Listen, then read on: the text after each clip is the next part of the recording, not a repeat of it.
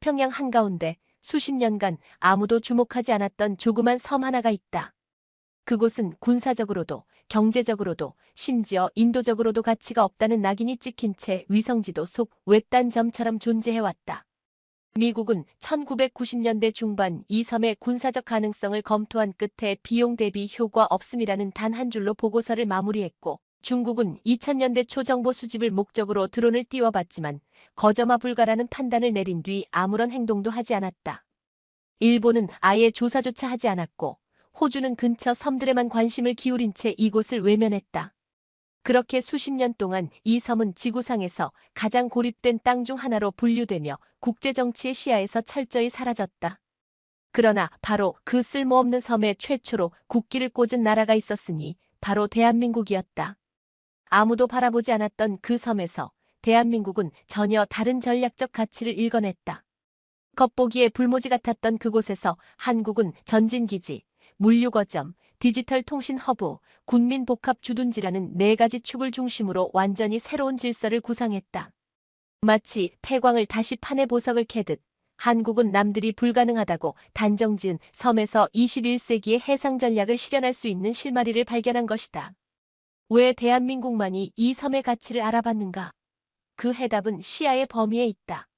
미국은 군사적 투사력 중심으로, 중국은 경제적 장악력 중심으로, 일본은 해상교통로 중심으로 세상을 본다. 하지만 대한민국은 복합 전략이라는 독자적 시야를 가지고 있었다. 즉, 민간 기술과 군사 역량, 디지털 인프라와 국제 외교, 로컬 커뮤니티와 글로벌 공급망을 동시에 고려하는 입체적인 전략 사고를 적용했다는 점에서 타국과의 차이는 단순한 관심의 정도가 아니라 차원의 문제였다. 이것이 바로 모두가 지나친 그 섬에서 오직 대한민국만이 멈춰선 이유다. 실제로 한국은 대규모 투입 대신 고밀도 전략을 선택했다. 무수한 자본을 들이붓고 장비를 쌓아올리는 대신 전략적 위치 선정, 디지털 연결성 확보, 장기적 정치 외교 효과까지 고려한 단계적 접근을 선택했다. 초반에는 단 3척의 화물선과 40명의 기술자만으로 섬에 도달했지만 그들이 가져온 것은 단순한 건설 장비가 아니라 미래의 기반이었다. 태양광 패널, 위성통신 장비, 수처리 모듈, 저온식량 저장고, 소형 발전 시스템, 그리고 무엇보다도 군민 복합 운영 매뉴얼까지. 이것은 단순한 진출이 아니라 자립형 해양 도시국가의 시뮬레이션이었다. 더욱 충격적인 건 그 초기 단계에서 이미 미국 해군이 한국 측에 비공식적으로 질의서를 보냈다는 점이다. 귀국이 선택한 해당 위치의 전략적 의도는 무엇인가? 라는 물음이었고, 이는 미국이 겉으로는 무관심한 척하면서도 내부적으로는 상당한 긴장을 감추지 못하고 있음을 보여준다. 반면 한국 정부는 단 한 줄의 답변만을 보냈다. 우리는 바다를 두려워하지 않습니다. 이 짧은 문장은 단순한 외교적 제스처가 아닌 대한민국의 해양 전략이 더 이상 방어적 위치에 머물지 않음을 선언하는 문장이었다. 한국의 이번 도전은 단순히 섬 하나를 개발했다는 수준이 아니다. 이것은 과거 강대국만이 가능했던 전략적 영역 개척을 이제 중견국이자 기술 선도국인 대한민국도 스스로 해낼 수 있다는 능력의 증명이다. 미국이 군사력으로 세계를 설계하고 중국이 경제력으로 지도를 그리고 있을 때 대한민국은 기술과 전략, 문화와 협력을 기반으로 제3의 방식을 현실화하고 있다. 그 첫 무대가 바로 이 잊혀진 섬이었다.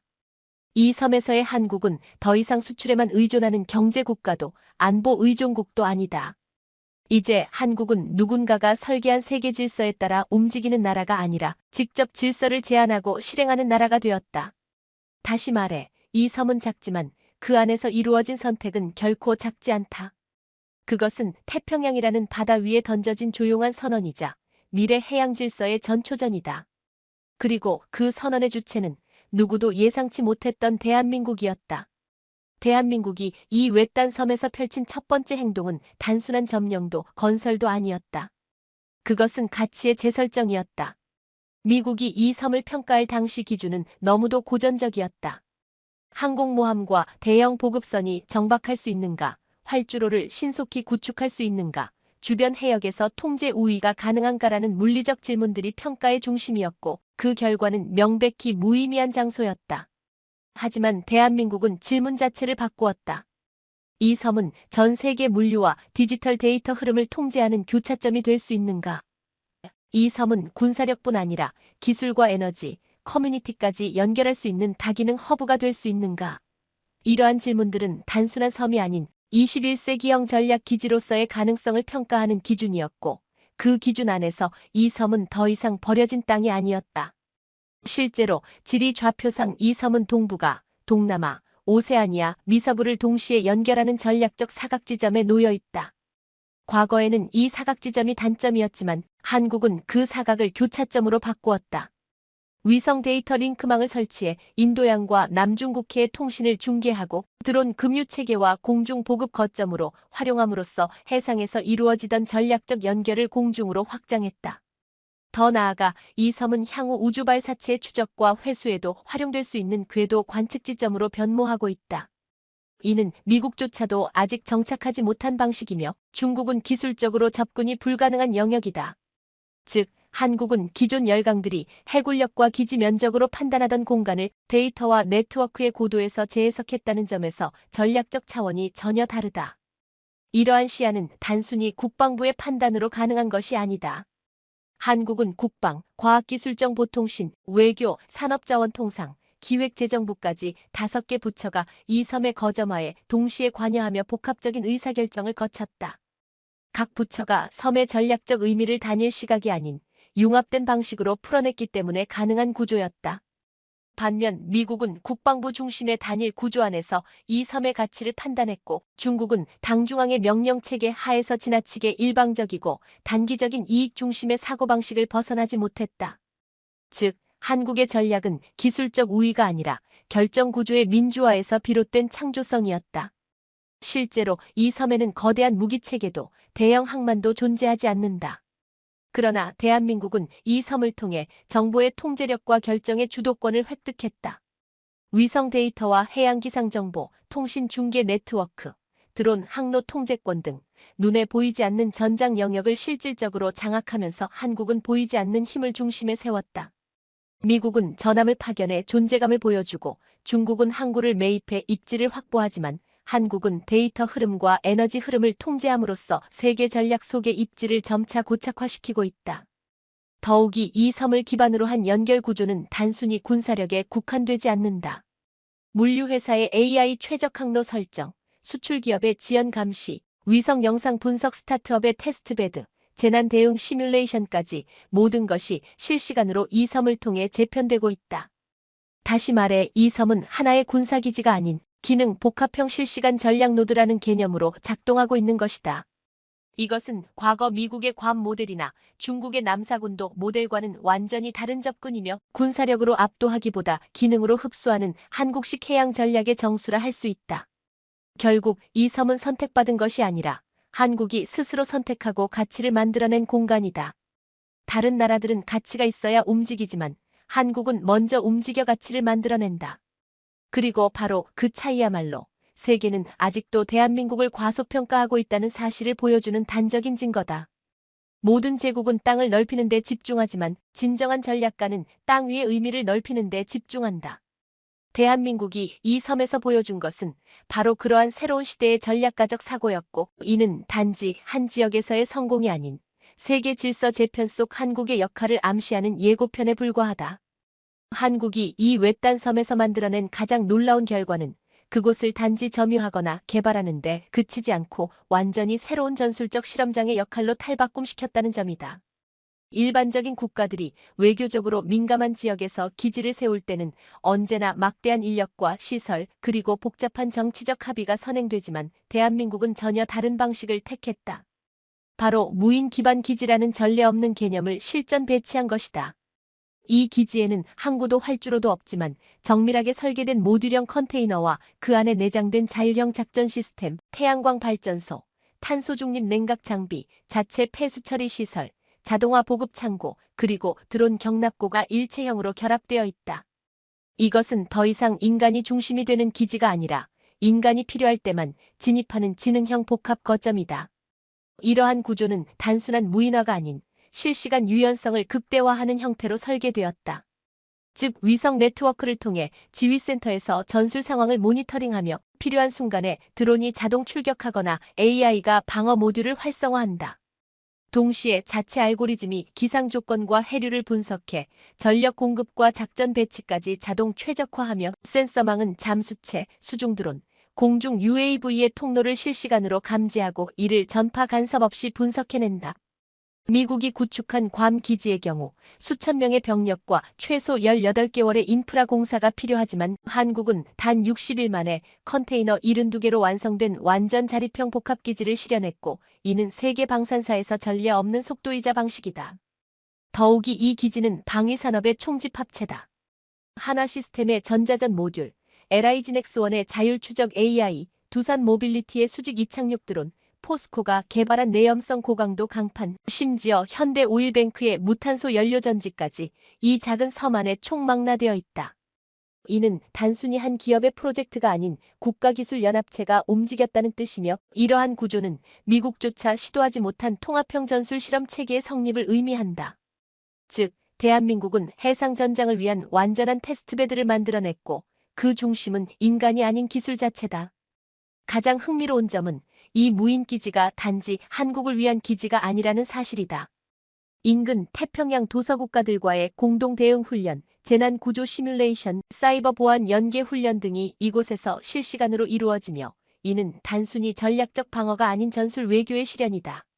즉 군사적 기지를 바탕으로 국제적 협력을 이끌어내는 새로운 형식의 외교 무대이며 이는 전통적 동맹 구조를 넘어선 기술 기반 협치 플랫폼의 형태다.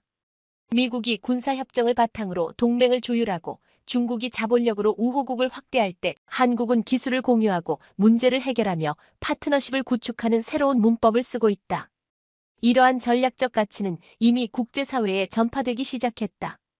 NATO 군사기술위원회는 이 섬을 전술통합의 미래라 명명했고 동남아시아연합은 한국 측에 이와 유사한 구조를 구축할 수 있는지 비공식적으로 타진 중이다. 심지어 미국조차도 해병대 분산기지 전략 FDSO의 일환으로 한국형 무인기지를 모델링하려는 움직임을 보이고 있다. 이것은 한국이 단순한 성공을 넘어 전술적 개념 자체를 재정의했다는 증거이며 국가의 위상은 전장 크기로가 아니라 발상의 밀도로 결정된다는 진리를 세계에 증명한 순간이다. 결론적으로 말하자면 이 섬에서 구현된 무인 복합기지는 군사력이 아니라 기술력의 실전화이며 대한민국이 더 이상 무기 수출국이 아닌 전략 전개국으로 진화하고 있다는 것을 명백히 보여준다. 세상은 아직도 탱크와 전투기로 군사력을 상상하지만 한국은 이미 전투기의 이륙을 명령할 수 있는 네트워크 그 자체를 만들고 있다. 그리고 바로 이 섬에서 그 상상은 현실이 되었다. 대한민국이 이 외딴 섬에서 펼쳐낸 전략은 전술적 기술적 수준에 머물지 않는다. 더 깊고 더 조용하며 더 지속적인 변화는 바로 사람을 중심으로 일어나고 있었고 그것은 바로 언어, 교육, 문화의 형태로 퍼져나가는 소프트 파워의 침투였다. 초기에는 단순히 군사기지 건설을 위한 기술자와 공무원, 연구원들이 파견되었지만 그들이 가져온 건 장비와 자재만이 아니었다. 아이들과 주민들을 위한 태블릿, 한국어 기초교재, K-팝 노래 파일, 그리고 무엇보다도 같이 배우자는 태도였다. 이것은 미국식 원조처럼 일방적으로 쏟아붓는 것도 아니고 중국식 문화센터처럼 강제된 형식도 아니었다. 한국은 그저 도구를 주었고 사람들은 스스로 배우고 따랐다. 처음으로 이 섬의 아이들이 발음한 낱말은 안녕하세요였고 처음으로 주민들이 따라 부른 노래는 방탄소년단의 봄날이었다. 그리고 어느 순간부터 섬의 학교 교실에 걸린 칠판 한쪽에는 한글 자음과 모음이 다른 쪽에는 태평양 원주민 고유어가 나란히 적히기 시작했다. 교육은 단순히 언어의 문제를 넘어 기술과 생존, 건강, 기후, 농업까지 확장되었으며 한국이 제공한 온라인 플랫폼을 통해 이 섬의 주민들은 드론 정비, 해양 기후 예측, 응급처치까지 원격으로 배우기 시작했다. 단지 문화를 전파한 것이 아니라 생존의 능력을 공유한 것이다. 바로 이 점이 한국이 미국이나 중국과 구별되는 가장 결정적인 차이였다. 중국은 우리가 도와주겠다고 말하고 미국은 우리를 따르라고 말한다. 하지만 한국은 함께 가보자고 말한다. 이 작지만 뚜렷한 차이는 주민들에게 위계가 아닌 파트너십을, 강요가 아닌 호기심을, 수동적 수혜가 아닌 능동적 학습을 낳게 했다. 주민들 중 일부는 한국인 자원봉사자들과 함께 전통 옷을 만들며 문화융합이라는 말을 배우기 시작했고 젊은이들은 한류 콘텐츠 제작 툴킷을 통해 직접 브이로그를 촬영해 유튜브에 올리기 시작했다.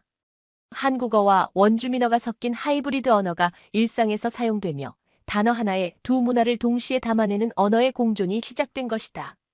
가장 놀라운 변화는 주민들이 스스로 요구한 것이다. 우리가 직접 한국어 교실을 운영할 수 있게 해달라. 섬의 아이들이 대학에 가려면 한국과 연계된 교육과정을 만들 수 있느냐는 요청이 들어오기 시작했고, 이에 따라 한국교육부는 해당 섬을 위한 맞춤형 온라인 커리큘럼을 개설했다.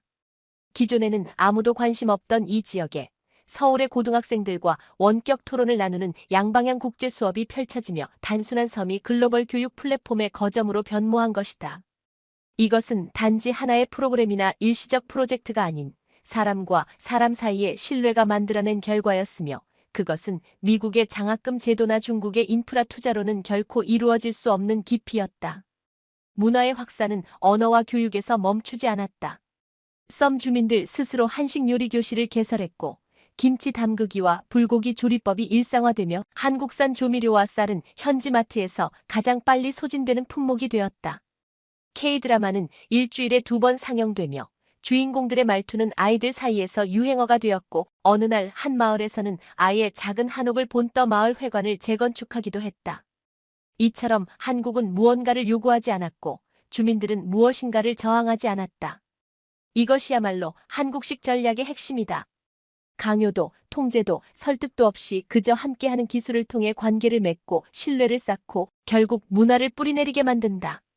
그렇게 섬은 조용히, 그러나 확실히 작은 한국이 되어가고 있었다. 이 섬의 가장 강력한 무기는 역설적으로 무기가 없다는 사실 자체였다. 눈으로 보기에 이곳에는 전차도 없고 미사일 발사대도 없으며 전투기나 구축함조차 찾아볼 수 없다. 하지만 전문가의 눈에는 이 평화로운 외양 너머에 숨겨진 정밀하고 치밀한 전략적 방어 체계가 드러난다. 대한민국은 이 섬을 무장시키는 대신 무장을 위장하는 기법을 선택했다.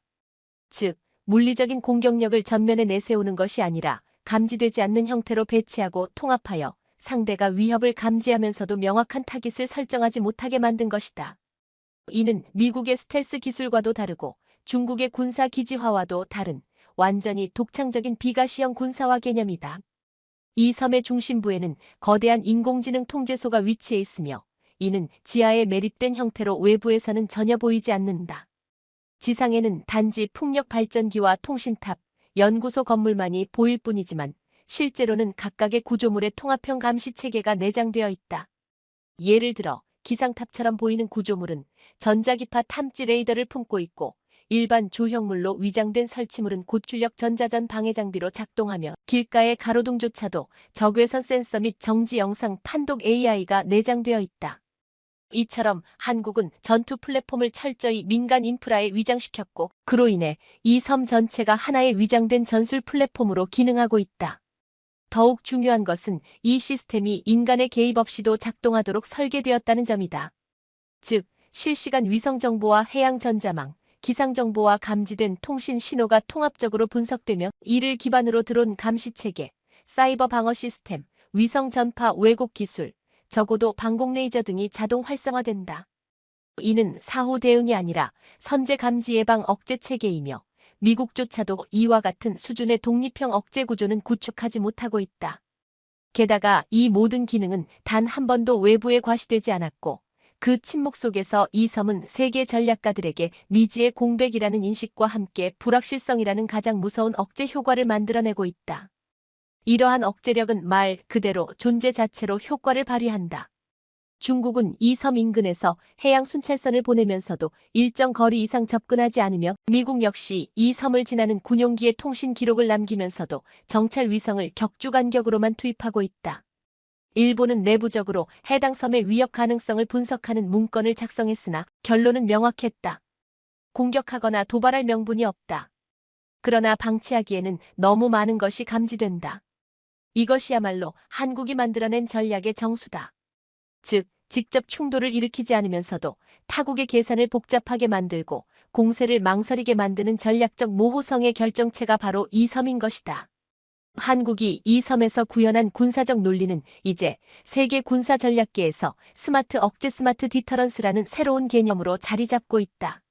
이는 기존의 핵 억제력이나 물리적 기지력과는 달리 기술과 위장, 자동화와 분석력을 결합한 하이브리드 억제 구조이며 한국은 이 개념을 통해 전투를 하지 않고도 전쟁을 통제하는 능력을 현실화하고 있다.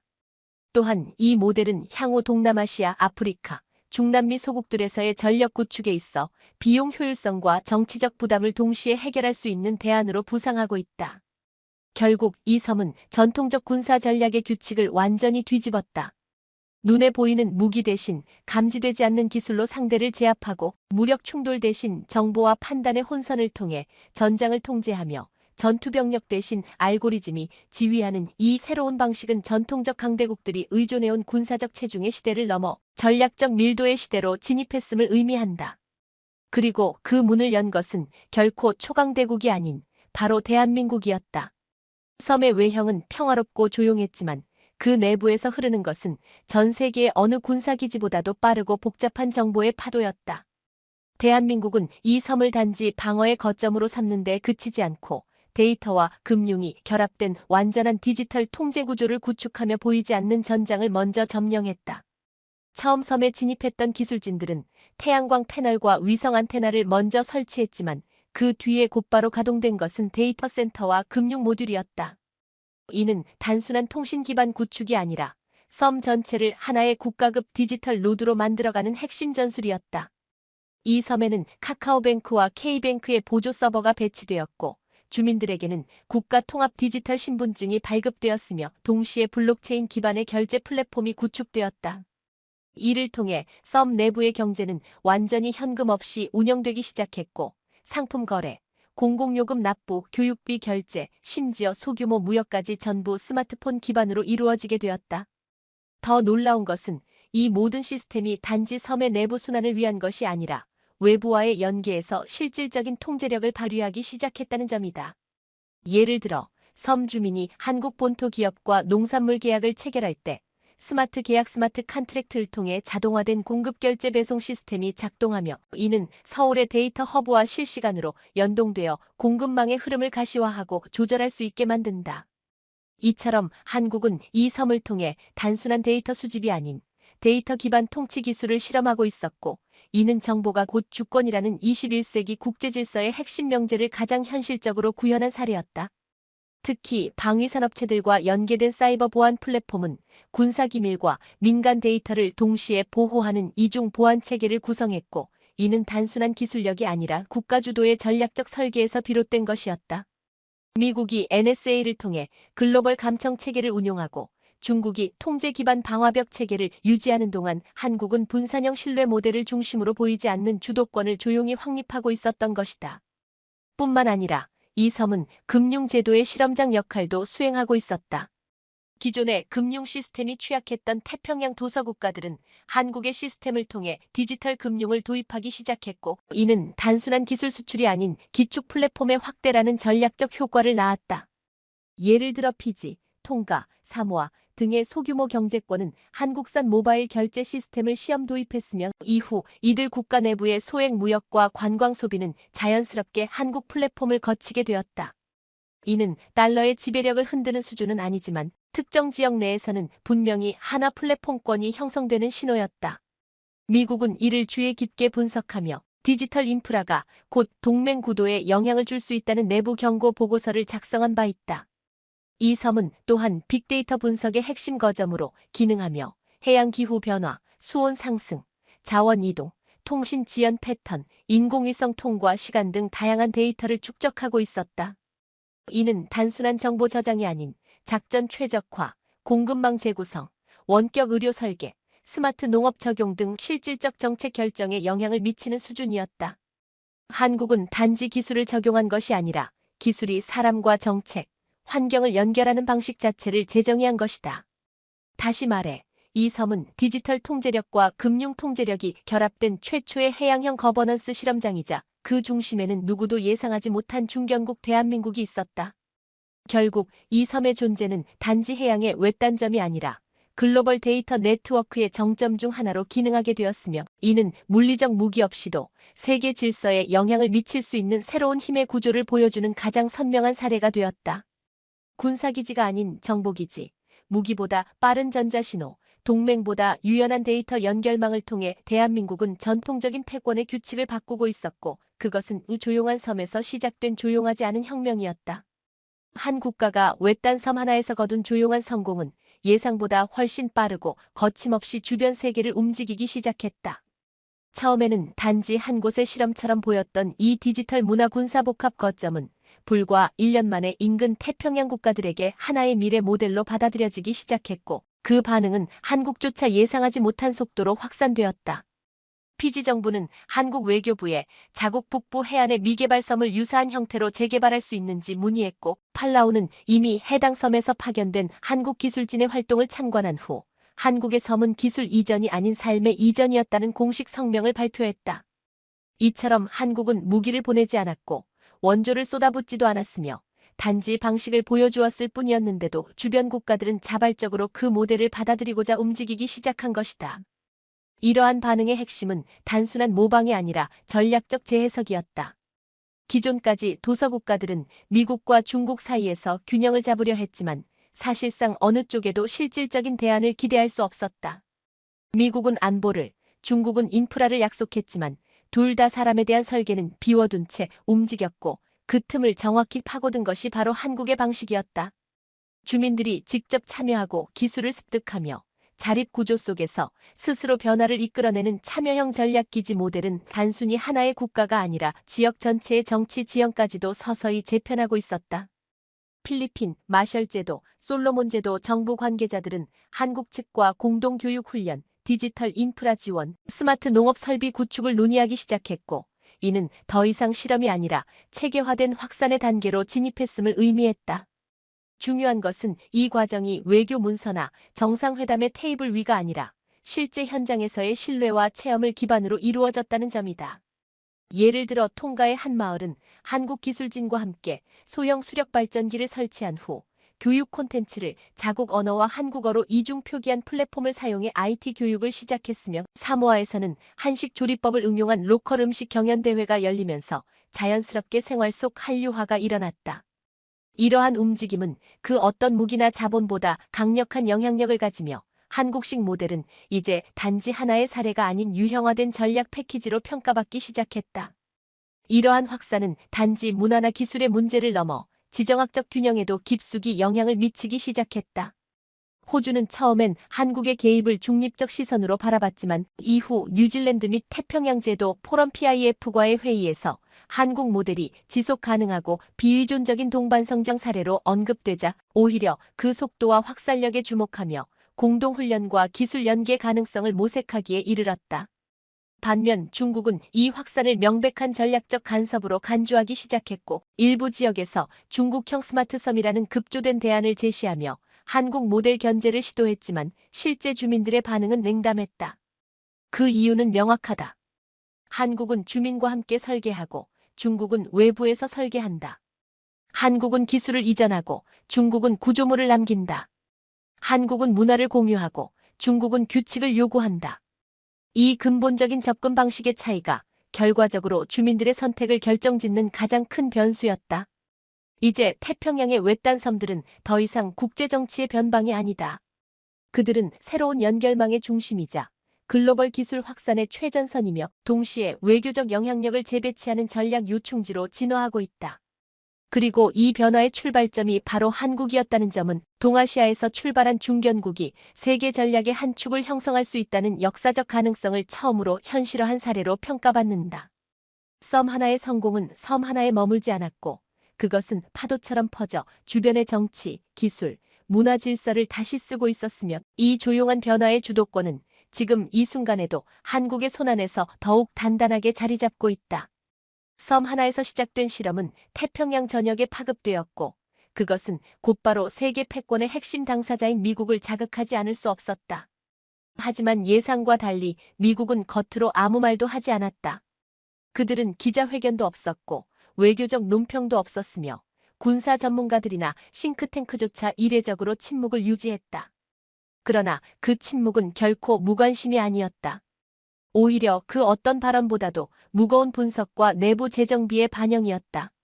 미 국방부 산하의 미래작전 센터 퓨처즈 더렉터런은 해당 섬의 위성 이미지를 1일 주기로 추적하며 내부 보고서에는 한국식 복합기지는 우리의 전통 기지 개념을 근본적으로 뒤흔들고 있다는 표현이 기록되어 있었고, 이는 미국이 한국을 더 이상 보조 파트너가 아닌 전략적 변수로 인식하기 시작했음을 보여주는 신호였다.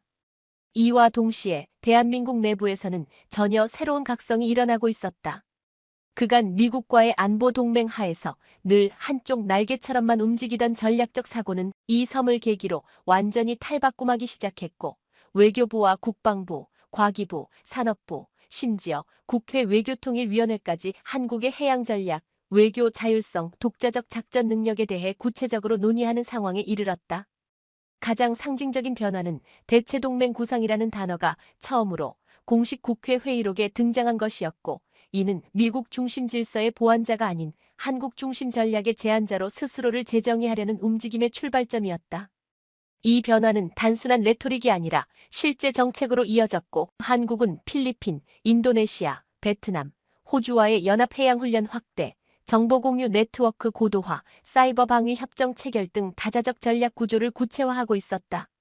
미국은 이러한 움직임에 대해 직접적인 반대도 노골적인 견제도 하지 않았다.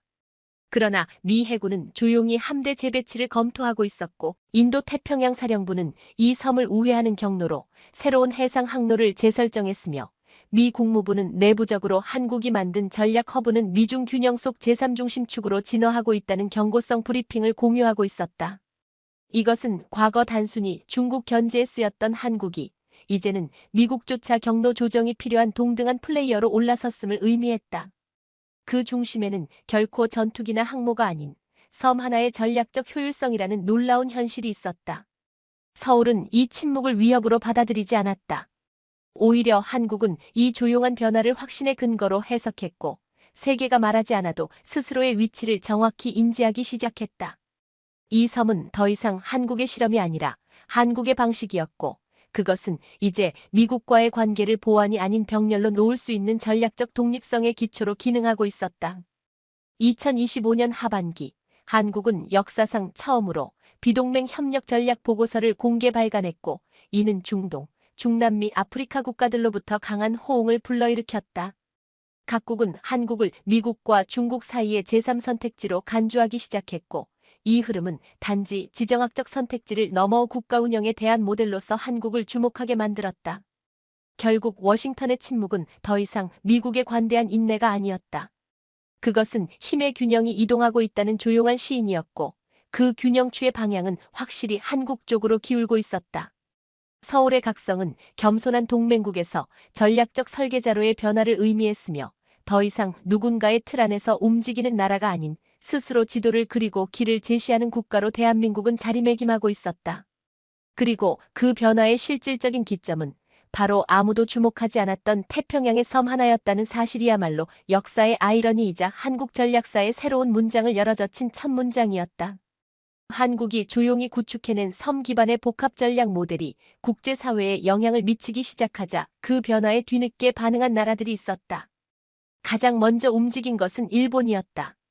전통적으로 해양 전략에 강점을 보여왔던 일본은 오키나와 남단의 요나구니 섬을 중심으로 한국식 민간 군사복합 거점 구축 가능성을 검토하기 시작했고, 자위대는 2026년 초 파일럿 프로젝트 형태로 지역 주민들과 공동 거버넌스를 구성하려 했지만, 그 결과는 한국이 보여준 효과와는 전혀 다른 방향으로 흘러갔다.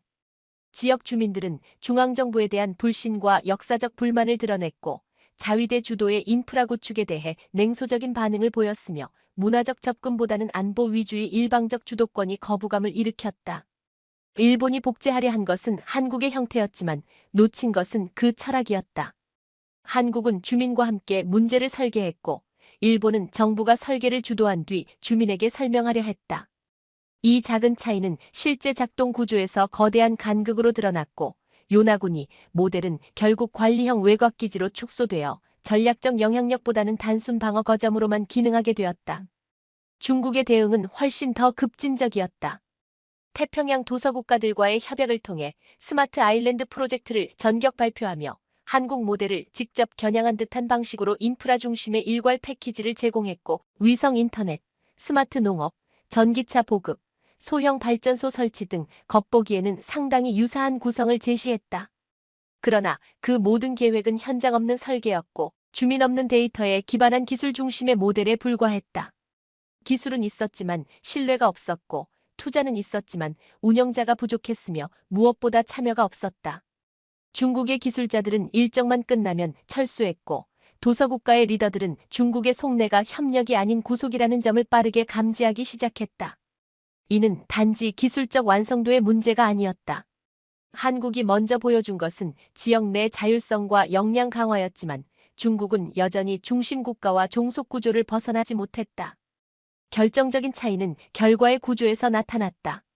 한국식 모델을 받아들인 섬에서는 주민들이 스스로 새로운 교육과 생활 방식을 설계하고 있었지만 일본식 복제 모델에서는 명령에 대한 이행만이 반복되었고 중국식 스마트 섬에서는 대외 홍보 자료만이 빠르게 생성될 뿐 실제 현장 변화는 거의 일어나지 않았다. 그 차이는 기술력의 차이도 자본력의 차이도 아닌 접근 방식의 차이였다. 한국은 기술을 수단으로 썼고 일본과 중국은 기술을 구조로 고정했다. 한국은 질문을 주민과 함께 만들었고 일본과 중국은 해답을 미리 정해놓은 뒤 주민에게 강요했다. 이 근본적인 차이가 한국 모델의 독보적 위상을 만들어냈으며 복제는 가능했으나 구현은 불가능한 상태로 귀결되었다. 더욱 흥미로운 것은 일본과 중국이 단순히 전략을 따라오려 한 것이 아니라 한국이 쥔 국제적 영향력의 서사를 되찾기 위해 경쟁적으로 외교전을 벌이기 시작했다는 점이다. 일본은 국제개발기구를 통해 자신들의 모델을 제도화하려 시도했고 중국은 국제회의에서 중국형 스마트 질서라는 용어를 앞세우며 한국 모델을 간접적으로 비판하는 발언을 이어갔다. 그러나 이러한 시도는 역설적으로 한국 모델의 정당성과 선도성을 더욱 공고히 만들어주는 결과로 작용했다.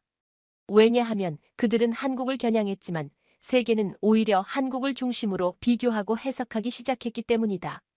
복제는 오히려 원형의 정체성을 더욱 선명하게 만들어주는 역할을 했고 그 중심에는 여전히 작지만 깊은 전략국가 대한민국이 단단히 서 있었다.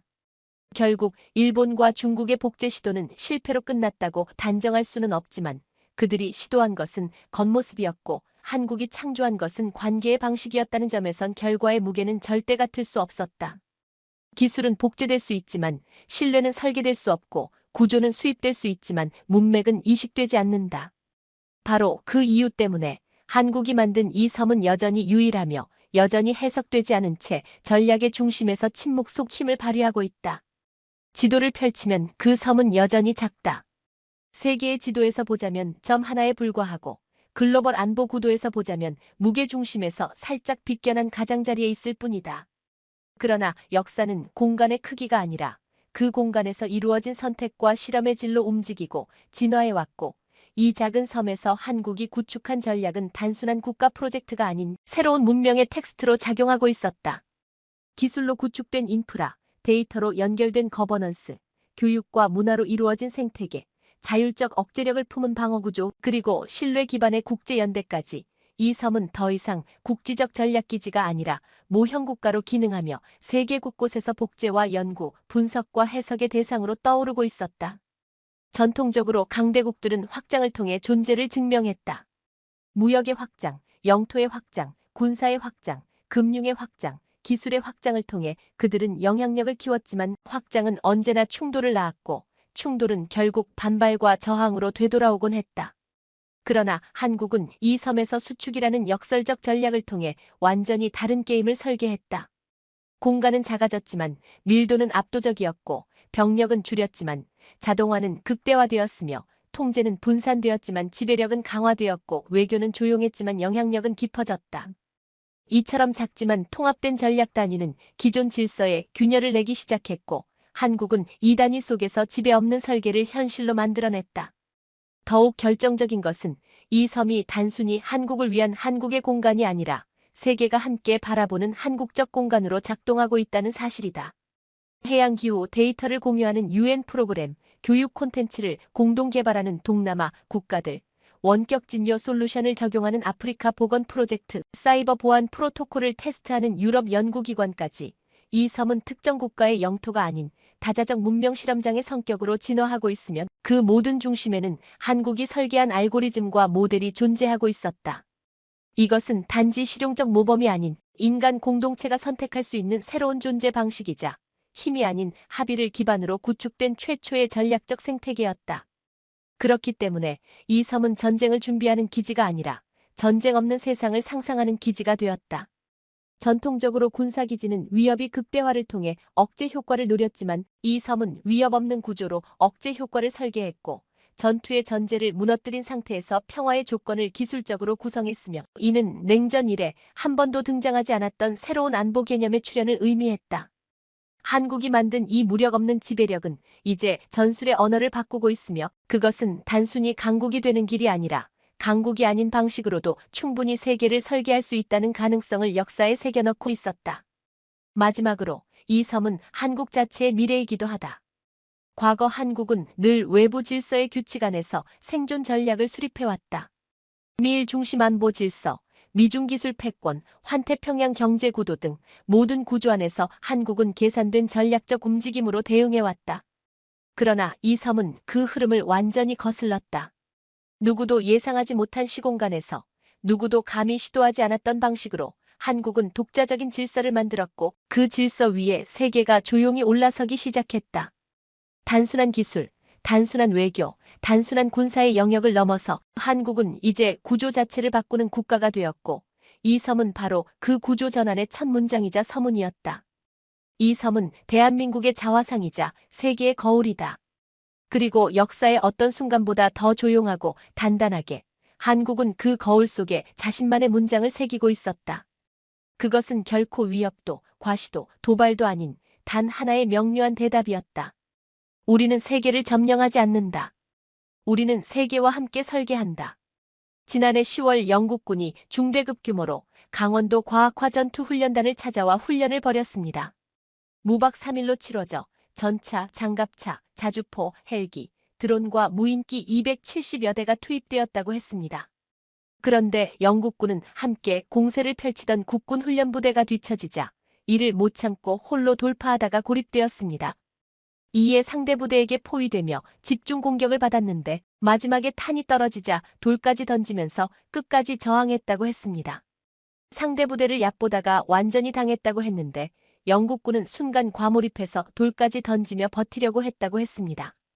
한 국내 커뮤니티에서는 당시 훈련장에서 보았던 목격담이 등장했는데 자신이 영국군이랑 같이 전갈부대를 상대했는데 완전히 당했다며 너무 밀리니까 나중에는 일부러 1차 통제선도 내주었다고 말했습니다. 그는 겉으로 보기에 영국군이 피지컬이 좋아서 기대했는데 나중에 통제관한테 들으니 전멸당했다고 했습니다.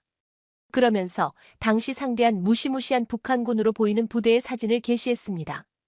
이 부대는 북한군이 아닌 강원 인제 홍천 육군 과학화 전투 훈련장에서 북한군 역할을 담당하는 전문 대항군 가상의 적 부대로 군 유일의 북한군 전문 대역 부대였습니다. 단 한 번도 싸워서 패한 적이 없다는 전설의 부대, 바로 그 전갈 부대입니다. 이번에 영국에 앞서 세계 최강의 무기를 자랑하는 미군도 당해내지 못했다는 부대였습니다. 영국군은 무참한 패배에 적지 않게 충격을 받고 돌아가 놀라운 발표를 했습니다. 영국 육군이 매년 한국의 과학화 전투 훈련장 KCTC에서 훈련을 하겠다는 것이었습니다. 언론에서는 영국은 국토 면적의 약 85%가 평지라서 산이 별로 없기에 강원도의 험준한 산세에 매료되어 매년 이곳을 찾아 실전적인 훈련을 하겠다고 보도했습니다. 영국군은 2022년 소대급이 처음 참가하고 지난해엔 규모를 늘려 중대급이 참가했는데 이제 매년 실시하는 정례화 방안을 추진하기로 했다고 했습니다. 그런데 군사 전문가들은 영국군이 강원도에서 훈련을 하는 것이 단순히 산악지형에서 훈련하기 위함이 아니라고 했습니다. 여기에는 최첨단 훈련 시스템과 더불어 어떤 부대도 이길 수 없다는 무시무시한 한국의 특수부대가 있기 때문이라고 했습니다. 북한군으로 위장한 전갈부대와 험악한 지형에서 싸워서 실전 감각을 키우려고 하는 것입니다. 영국군은 최근 이스라엘 전쟁으로 인해 가자 지역에 배치될 수 있다는 보도가 나오고 이미 러시아 우크라이나 전쟁 지역에 일부 투입되어 있다는 사실도 전해진 바 있습니다. 또한 미군과 함께 후티 반군 공습에도 참여하고 있습니다. 지금 영국 내에서는 러시아와 같은 나라와 전쟁할 경우를 대비해서 수만 명 규모의 시민군을 동원할 수 있도록 훈련하고 장비를 갖춰놔야 한다는 말까지 나오고 있습니다. 영국은 지금 실전 경험이 필요한데 이를 한국에서만큼 잘 배울 수 있는 곳이 없다고 했습니다. 영국군은 이미 지난해 오만의 사막이나 노르웨이의 북극 지형의 환경에 대응하기 위해 중앙 아메리카 북동부에 위치한 벨리즈 정글에서 훈련을 벌인 바 있습니다. 그들은 생애 처음으로 정글을 보았습니다. 도착하자마자 더위 속에서 높은 습도 때문에 충격을 받았습니다. 우리가 50m 내에 있을 때 탐색하고 적의 위치를 감시하는 것은 정말 어려운 일이었습니다. 높은 온도와 습도 때문에 여기에 파견된 모든 군인이 완전히 훈련을 수행하지 못했습니다. 그들 중 일부는 결국 열병으로 인해 대피했습니다.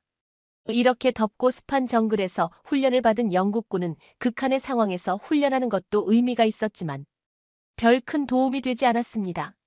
당장 전쟁이 벌어지는 우크라이나의 험한 산세와 추위, 가자 지역 등에서 강력한 적과 싸우는 실전 훈련이 필요했습니다. 그 해답을 한국에서 찾은 것입니다.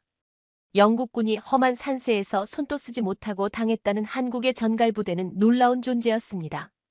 전갈부대는 부대원 모두가 최고의 능력을 가진 특급 전사로 이루어져 실전과 다를 바 없는 전투훈련에서 패배를 용납하지 않는 무적의 부대로 평가받고 있습니다. 이 부대는 대한민국 육군이지만 복무기간의 절반가량을 북한군 군복을 입는데 별칭이 전갈부대인데 산악전갈처럼 신속하고 은밀하며 치명적인 공격으로 유명합니다. 전갈부대는 혹독한 훈련 과정을 통과해야 자격이 부여되고 20발 사격 훈련에서 대부분 20발을 명중시키고 800M 고지를 한 차례도 쉬지 않고 뛰어오를 정도의 놀라운 전투력을 갖추고 있습니다. 400km 행군도 너끈히 해내야 합니다. 또한 전갈부대원이 되기 위해서는 간부도 병사도 모두 전갈교육대에서 6일간의 교육을 받으며 교전기술, 전투대형, 독도법, 통신장비 사용법, 전투부 상자처치 등을 의혀야 합니다. 이 기간 교육생들은 무박 3일간 공격방어 훈련을 실시하며 실전과 똑같은 상황을 경험하게 됩니다. 전갈부대는 적보다 강한 적보다 지독한 적을 구호로 가지고 있으면서 북한군 대신 스파링 파트너 역할을 하지만 사실상 북한군보다 훨씬 더 강력한 훈련부대로 평가받고 있습니다. 이 부대는 한국군의 실전 전투력을 강화시키기 위해 북한군의 특성을 그대로 모방해 적용합니다. 산악지형에 특화된 북한군이 총을 한 손으로 잡고 매달리는 방식인 한손 파지법을 사용하기도 하고 통신장비가 열악한 적군처럼 전장 상황을 육성 릴레이로 전파해 적의 위치와 소대장의 지시사항을 모든 소대원에게 정확히 전달하는 모습을 보여주기도 합니다. 놀랍게도 이 부대는 한 번도 패배한 적이 없고 상대 훈련부대가 2배나 많은 병력을 투입해도 사망자를 4배 가까이 기록한 사례도 있습니다. 강원도 인제에 있는 과학화전투훈련단에 가면 험준한 산세에 도사리고 있는 전갈부대를 만날 수 있습니다. 이들은 뛰어난 전투력과 변화무쌍한 전술로 훈련부대를 압도하는 모습을 보여줬는데 육군 야전부대와 연십회 이상 훈련을 하고 주한미군도 1년에 3차례씩 맞붙고 있습니다. 지난해 10월에는 5개국 8팀이 참가한 국제과학화 전투훈련 경연에 참가해 한미연합군의 카운터 파트너로 맞붙기도 했습니다.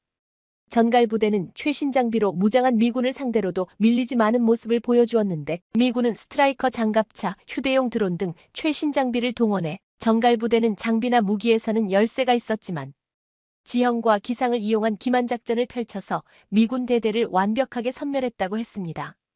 지형을 속속 파악해 아군이 유리한 곳으로 상대를 유인했고 상대가 의숙하지 않은 기상 조건에도 충분히 대비돼 있었다는 것입니다.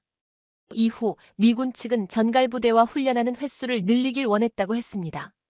세계 유일의 분단 국가이자 휴전국인 한국은 북한군보다 더 강력한 전갈부대를 만들어 훈련하고 있는데 이를 세계적인 IT 강국답게 세계 최고의 과학화전투훈련단 KCTC를 만들었습니다.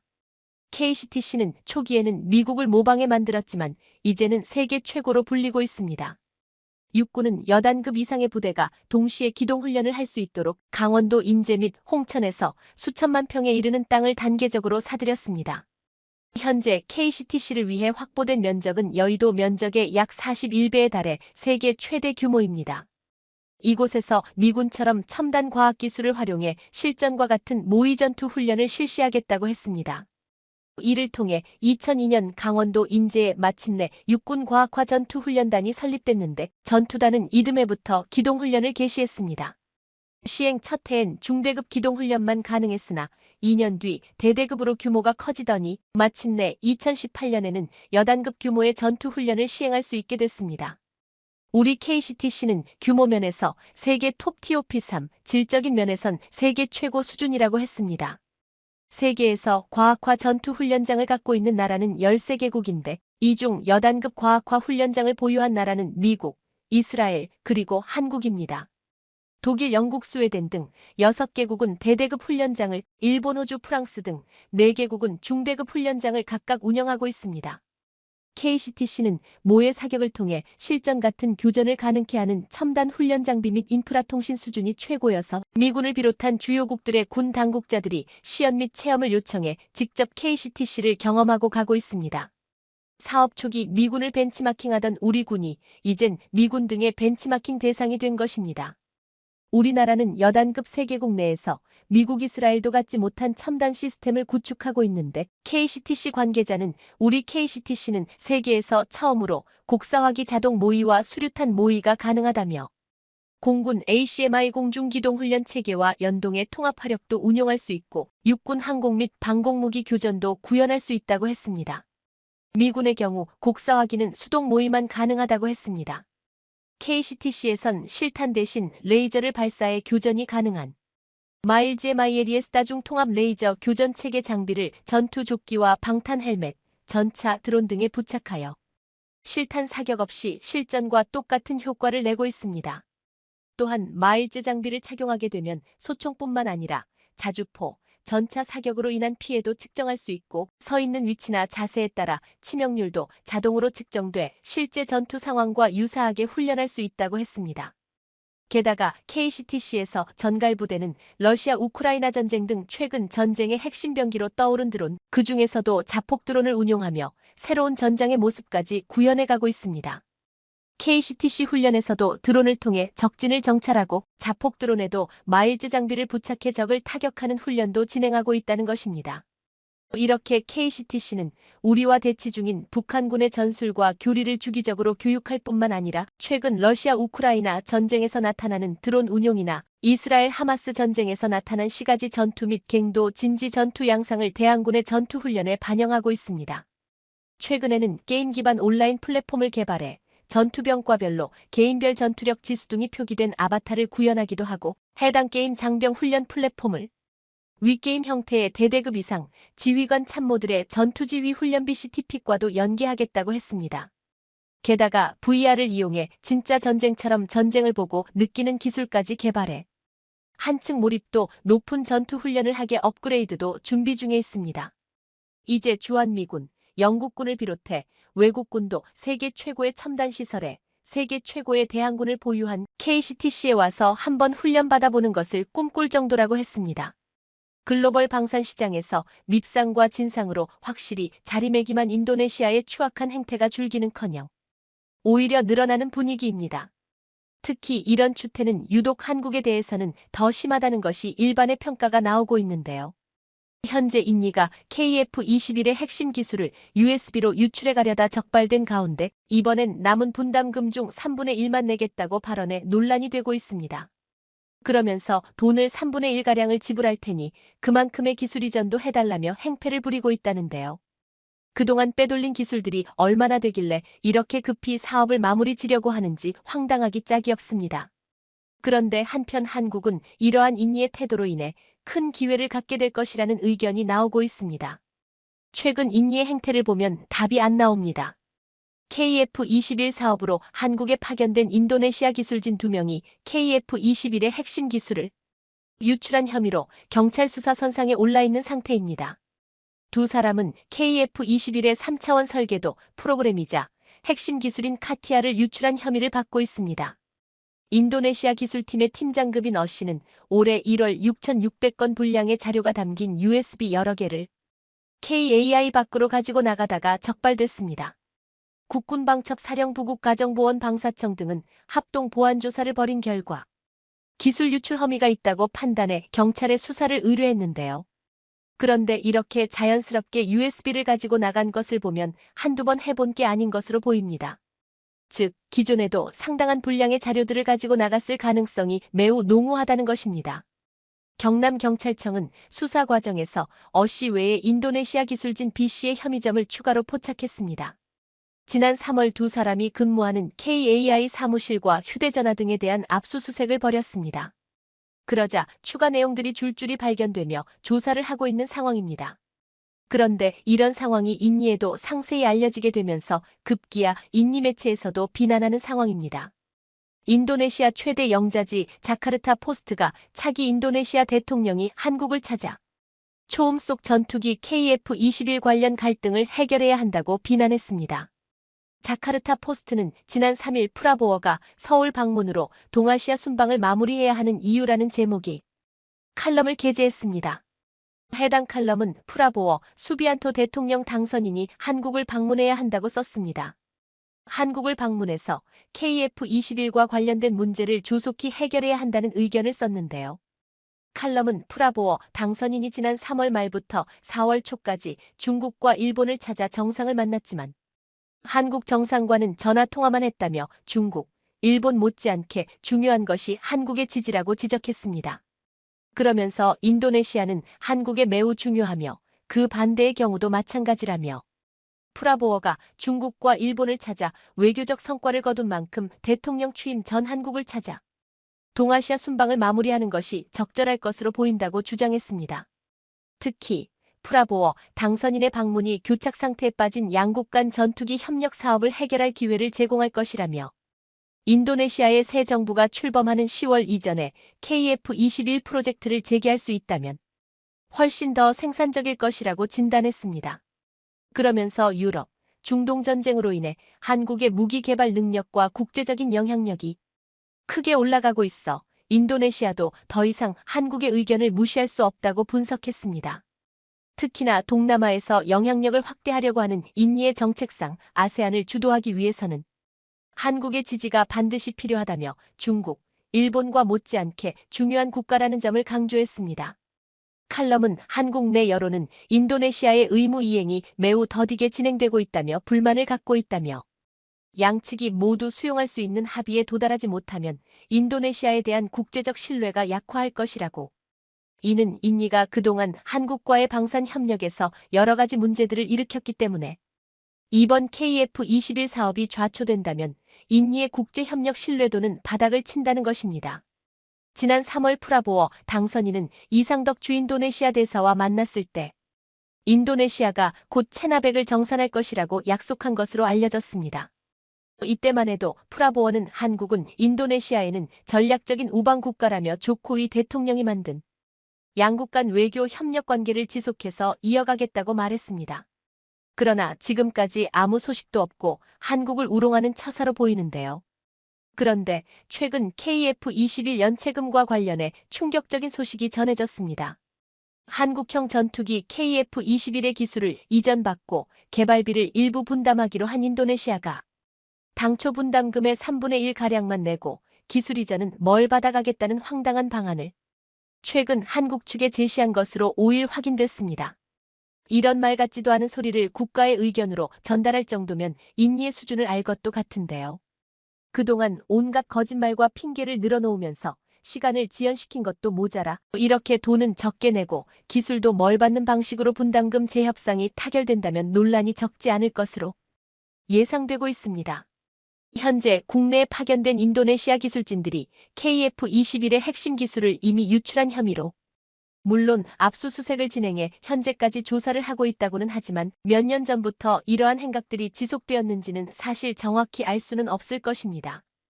방위사업청과 한국항공우주산업 KA 등에 따르면 인도네시아는 최근 한국과 당초 합의했던 분담금을 개발이 완료되는 2026년까지 내기 어렵다고 통보해왔다고 밝혔습니다. 앞서 양국은 인도네시아가 KF-21의 총 개발비 8조 원 가운데 20% 약 1조 7천억 원이 분담금을 내는 대신 한국은 KF-21의 기술 일부를 이전해주는 합의를 2016년 맺었습니다. 인도네시아가 KF-21의 개발이 완료되는 2026년 6월까지 분담금을 완납하는 조건이었습니다. 이에 따라 인도네시아 기술진들이 KF-21의 양산을 맡은 KAI의 경남 사천 본사에 파견된 상태였습니다. 그러나 인도네시아는 분담금 납부를 차일피일 미뤘고 최근 올해부터 2026년까지 매년 약 1,000억 원씩 3천억 원을 추가로 낼 수 있다는 제안을 한국 측에 동부한 것으로 나타났습니다. 당초보다 분담금을 적게 내는 만큼 기술 이전은 그만큼 적게 받겠다는 조건도 달았다고 하는데요. 현재까지 인도네시아가 한국 측에 건넨 분담금은 약 3천억 원으로 이 방식대로라면 최종 6천억 원만 내겠다는 의미가 됩니다. 방사청 관계자는 인도네시아에서 제안이 있었던 건 맞지만 우리 측에서 아직 최종 결정을 하지 않았다면서 현재 해당 방안을 검토 중이라고 설명했습니다. 일각에서는 인니 기술진들이 핵심 기술이 되는 자료에는 어차피 접근할 수 없었기 때문에 인니에 돈은 받고 일반적으로 접근 가능한 기술들만 전달해주면 된다는 의견도 나옵니다. 어차피 핵심 기술이 없으면 인니가 독자적으로 할 수 있는 것은 아무것도 없기 때문입니다. 어찌됐든 황당하지만 인니의 입장이 이렇게 나온 만큼 빠르게 관계를 마무리 짓는 것도 한국의 이득이 될 전망입니다. 그리고 인니가 국가 간에 가장 중요하다고 볼 수 있는 방산, 안보 협력 사업을 직접적으로 파토내면서 본인들 스스로 국가 신뢰도를 바닥으로 떨어뜨렸습니다. 게다가 한국은 인니를 대상으로 국가 간 소송을 진행해 그동안 여러 사업 지연과 기술 유출로 인한 손해보상을 청구할 가능성도 제기되고 있습니다. 만약 이런 소송이 진행된다면 인니가 낼 비용은 훨씬 더 커져 천문학적인 비용을 뱉어내야 할 수도 있다고 하는데요. 그리고 이렇게 빠르게 인니를 손절해야 하는 이유는 KF-21 사업뿐만 아니라 하나오션을 중심으로 한 잠수함 개발 사업에도 참여한 인도네시아의 행태를 보면 잘 나타납니다. 두 사업 모두 한국의 뒤통수를 친 대표적인 사례이기 때문입니다. KF-21 개발 사업보다 더 고질적으로 한국을 괴롭힌 게 인도네시아와의 잠수함 사업입니다. 12척 잠수함 전력을 목표로 선언한 인도네시아가 현재 운영 중인 잠수함은 4척입니다. 이 가운데 3척이 한국산인데요. 한국으로서는 첫 잠수함 수출이었습니다. 인도네시아는 이어 2019년 3월 2차 사업으로 3척을 추가 주문했습니다. 2차 사업과 관련해 대우조선해양은 인도네시아 국영 PAL 조선소와 공동 건조한 후 2026년까지 인도할 계획이었습니다. 그러나 인도네시아는 선급금을 내지 않아 계약이 지금까지 발효되지 않은 상태입니다. 1차 계약 때 인수한 첫 번째와 두 번째 잠수함의 성능 저하를 트집잡고 나섰기 때문입니다. 결국 다급해진 대우조선해양은 인도에 2차 사업 이행을 재촉했지만 아무런 반응이 없었습니다. 그러다 올해 들어 확실한 반응을 보였습니다. 인니 PAL 조선사는 지난달 해군 건함 계획에 따라 잠수함 공급 준비 작업을 마쳤다면서 이에 인도네시아 해군에 잠수함 12척을 공급할 것이라고 주장했습니다. 또 아세안 최초로 잠수함을 독자적으로 건조 지원하는 인프라를 구축했다며 특히 AIP와 리튬이온 등 신기술에 투자해 역량을 확대했다고 강조했습니다. 그러면서 인니의 잠수함 프로젝트는 프랑스 잠수함을 기반으로 다시 시작한다고 설명했습니다. 프랑스의 나발사가 인니 현지 조선소에서 2,000톤급 잠수함을 자체 건조하기로 하면서 기술 이전과 각종 정비 등의 패키지를 인니에 전수해주기로 한 것으로 보입니다. 그런데 갑자기 인니는 최근 한국의 잠수함 기술이 필요하다면서 기술은 한국으로부터 도입을 추진해야 한다고 뜬금없는 이야기를 한 것입니다. PAL의 이런 발표는 한국서 확실히 챙긴 기술을 먹튀하겠다는 의사를 분명히 한 셈입니다. 이는 프랑스 나발그룹의 기술 이전이 본인들이 생각했던 것과 다르게 흘러가 만족스런 조건이 아니라는 것을 의미하기도 하며 한국과 같은 여러 가지 후속 조치들의 진행 속도가 프랑스가 따라올 수 없기 때문이기도 합니다. 잠수함 12척 중에 한국 잠수함을 포함하면 기술도 넘어올 것이라는 말도 안 되는 의견을 낸 것입니다. 다만 프랑스와의 조건을 유리하게 가져가기 위해 한국을 언급했다는 의견도 제기됩니다. 어찌됐든 KF-21과 잠수함 사례를 보면서 기술 절취에만 관심을 보일 뿐 계약 이행에는 배째라식으로 대응하는 인도네시아와의 손절이 더욱 분명해진다는 게 대다수 군사 전문가들의 의견이 나옵니다. 게다가 이번 기회로 인니와의 방산 협력을 모두 손절하게 되면 한국에도 이득이 될 전망입니다. 한국과 KF-21을 바탕으로 6세대 스텔스 전투기 사업 협력 의사를 갖고 있는 사우디아라비아를 비롯해 UAE, 폴란드, 말레이시아 등도 보람에 큰 관심을 표명하고 있어 인니 대체 국가들도 넘쳐나는 상황입니다. 물론 KF-21 사업은 대한민국 독자적으로도 현재 진행을 잘하고 있습니다. 5월 초에 국산 AESA 레이더와 연동해 미티어 중거리 공대공 미사일 발사에 성공한다면